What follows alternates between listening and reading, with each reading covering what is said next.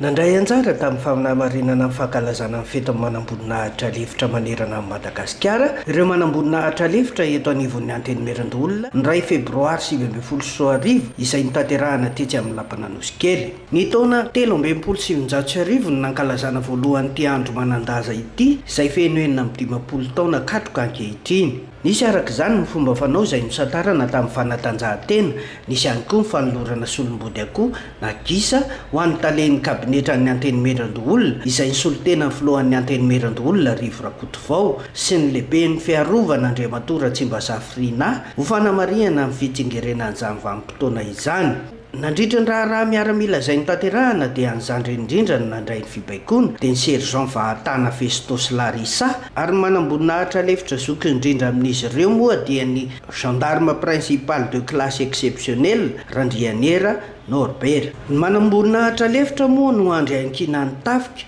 izay manana ny tarigetrany firaisakiny, fototra ary ny fahombiazana izany. Miisa 720 ny manam-boninahitra lefitra eto amin'ity androm-panjakana ity izay ahitana miaramila, zandary ary ny tafika. Izay ny tafika no tena mankalaza ity andro ity fa ny fanehoana ny firaisakina sy ny fifankatiavana no endrika lehibe nanehoan'izy ireo izany fankalazana izany teto amin'ny Antenimierandoholona. Ofisiel zany efa fanampisy taona raha ny fototsiny angany ny voalohany ofisiel tamin'ny 1963 io zany sangambady misy ofisiel ao amin'ny soa ary tamin'izay zavatra dia efa nisy teo zany namorona ny raha fanifona zany le izy dia hoe io zany mba mampiray ilay ofisiel mba misy ny fanakarozana traiky fa misy ny resasesaka fananarana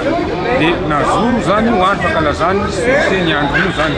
tamin'ny 1963 tamin'ny 1963 zany raha ohatra hoe amin'izao zany eritreretintsika hoe ny andro kalazaina io andro any io zany fa 56e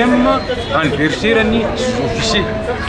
dia io zany dia ofisiel rehetrarehetra manderan'i Madagasikara dia mankalaza azy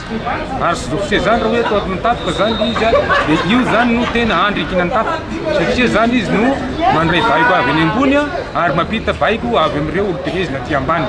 Izy zany no andro ataontsika hoe pilieny tapaka ka ataoko ngambany hoe rariny tsikisiny raha ohatra hoe makalaza ny andronay izay manam-boninahitra lefitra amin'ny 1er février. Zahay sy ofisiel zany satria raha ny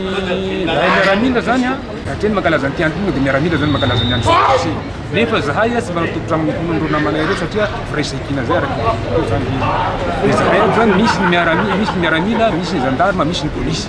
dia zahay mitambatra amin'ireo zao eo amin'ny 87 teo zany nisy anay manam-boninahitra lefitra ato amin'ity androm-panjakana ity. Tonga nanotrina ity lanonana ity moa ireo manam-boninahitra ambony eto anivon'ity androm-panjakana ity no varanana tamin'ny fiaraha-miala etaeta moa ty andro manam-boninahitra lefitra ity.